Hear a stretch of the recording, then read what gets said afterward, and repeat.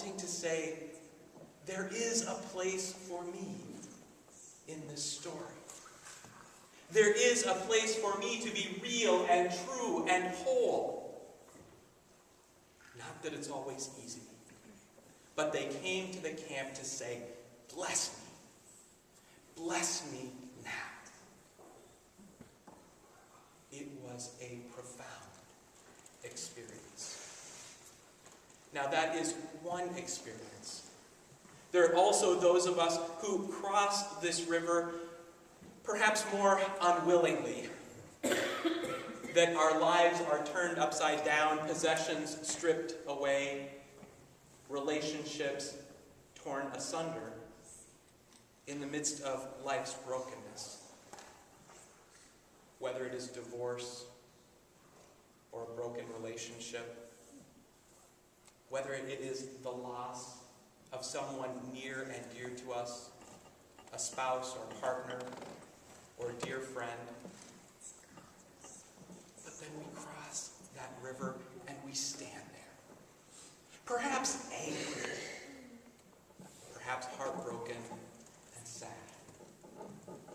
But we come to that place and we perhaps yell out, God, I am here. Listen to me. Bless me. Let yourself be known, because I am laying myself bare, and I want you to know me.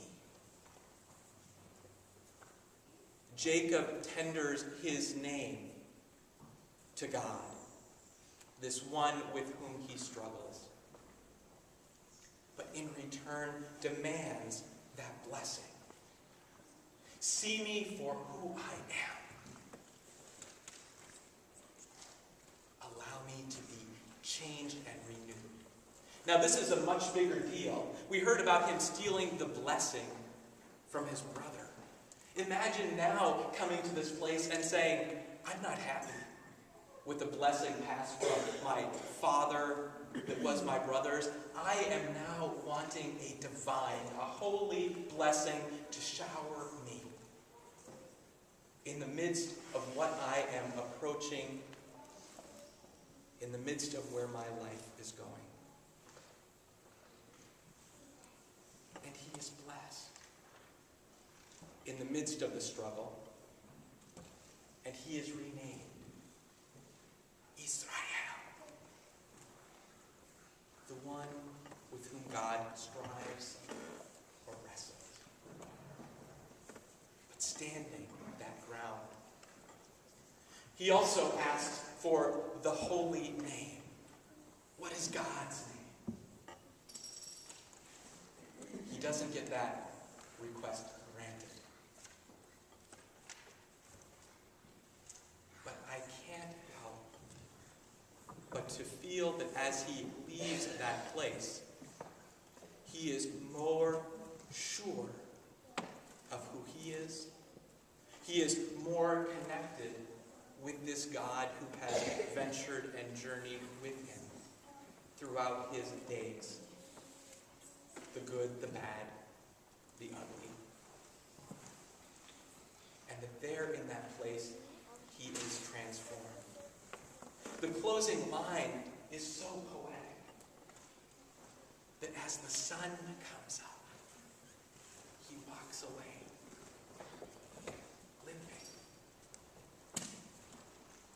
And he goes back to a place where his arms are met by those of his brother in an embrace.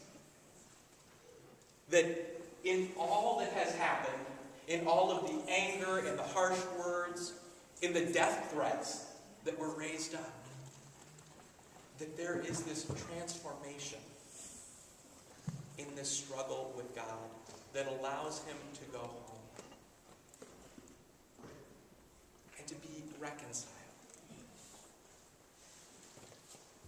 Where are those places today where we are longing to feel the arms wrapped around us and a spirit of reconciliation?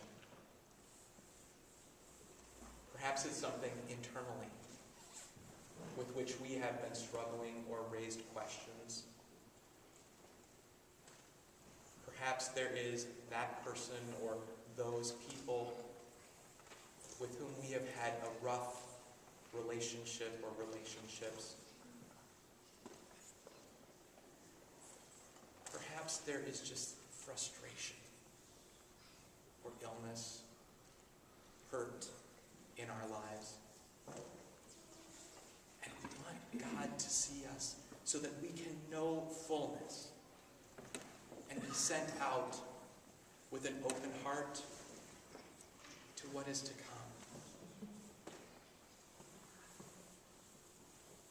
God, in this narrative, becomes a transformational character for Jacob and for us.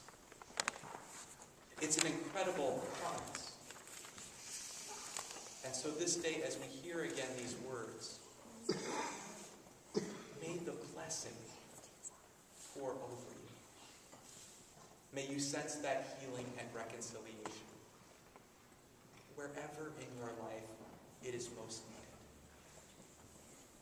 To be transformed and sent out as a new dawn breaks and life is renewed.